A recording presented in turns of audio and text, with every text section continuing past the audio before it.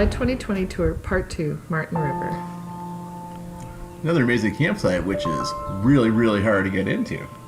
I tell you, if you're a trailer guy trying to get in half these campsites, you better have your A game on because they're tight in a couple of those places. Yeah, for that one, you had to back up off the main road, up a hill, and then back up the hill to get into the site. Yeah. But the site itself was pretty level. The site itself was pretty level, and it's pretty nice. Just saying, most of the sites that we saw at like our path to the campground, because we explored a lot, because David wanted to see a lot of, because it's hilly. But a lot of the sites are smaller, and if you're a trailer dude, or even if you have like a camper or something, they're hard to get into. But so worth it. It was a beautiful site. The site was beautiful. So. And it was right around the corner from the beach. It was close to the beach. It was actually kind of decently close to the dog beach because for some strange reason in Ontario parks, the dog beach is like way out there. It's a hike to get to the dog beach usually. Yeah. But we were lucky on this one. Mm-hmm. So it rained while I painted this. That was an extra challenge, trying to keep the rain off the painting. Admittedly, my back was soaked by the end of it. Yeah, it was pretty cloudy most of the time we were there. So, but at least like to get down to the beach was like not even a 5-minute walk. It was super close. Yeah. There were a lot of cottages on that river. On the far side, yeah. Yeah. There's like it looked like a day camp or something. At one point, especially like by like the dog beach, it was like there's like a day camp across the river or something. Looked really nice place to go to a day camp or. It's like a pretty nice, peaceful river if you're kayaking or a canoe fella. It's pretty, it looks pretty nice. Oh, yes, the trail. So the trail was okay, but, and yeah, there were a couple boardwalks, but most of that thing was like a mass tripping hazard. So, like, it was really hard to kind of walk this trail because I was always afraid I'd twist an ankle because I do that a lot. Well, that's why I videotaped most of that hike, was because my eyes were on the path so much I wasn't able to look around. Yeah, there was a random post. Not sure if they used to have an information board there, because they do have that one information board. Would have liked more. Yeah, I'm not really sure they're kind of scattered about.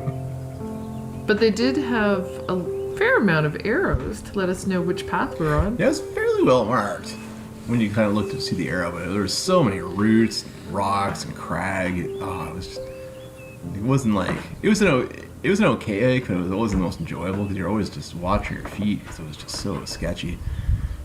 So, yeah, but yeah, arrows everywhere. David had to get a picture under every arrow. So. Okay, so Mom, this is a shout out to you. Is that the plant we used to make tea out of? I couldn't remember. It's been so long. When we lived in the far north, we used to pick those leaves. I think those leaves might be a different plant, so don't take me as an authority on this. And we used to make tea out of it. It was pretty good. I thought it was good tea. Mm-hmm. Yeah, so eventually you look out of the river and get this big, cool rock, and that rock is pretty cool. It kind of looks kind of a war. I would have loved to have painted from that outlook, but you never would have got through. Never would have got the wagon, anything through that. It's so hard. And then we did the bike path.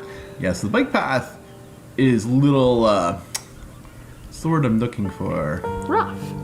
Well, rough, and it doesn't say the skill level for the bike path, but you gotta be like a rock star because the climb is ridiculous.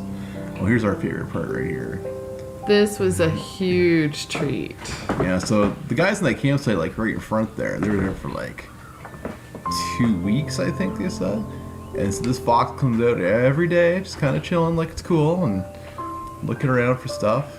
He's not afraid of folk.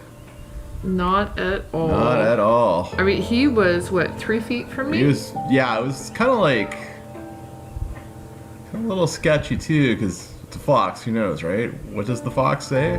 Fox says, I want stuff, because he just apparently comes out all the time and looking for food and stuff. But well, and like any wild animal, you just don't know You should never assume what they're gonna do. Yeah, it's a good thing we didn't have the dog with us, because the dog would have gone bananas, and that would have just been a wild street fight to see. So, and so yes, more painting, because It's the pain escape. it's yes, the paint, yes. Thank you. Good in-use plug there. Okay, but it took a little bit for this painting because it was like it took a couple, like 3 days, and it took almost 3 days to do it. So. Well, it was funny because the boat, when I started, was pointed straight out, so I only had the bow. I hope I got that right. But by the time I got to actually painting the boat, it had turned sideways, and I was like, yay, thank you. 'Cause I have a hard time with perspective. I'm working on it. And I was glad that the boat was kind to me. So, yeah, there's some people kind of like, because there's campsites like a stone's throw from this beach. I guess Yeah. there's a couple people kind of checking you out there. I had a lot of visitors. Yep. So this was Martin River, July 2020, narrated by Andrew and Andrea Cubis.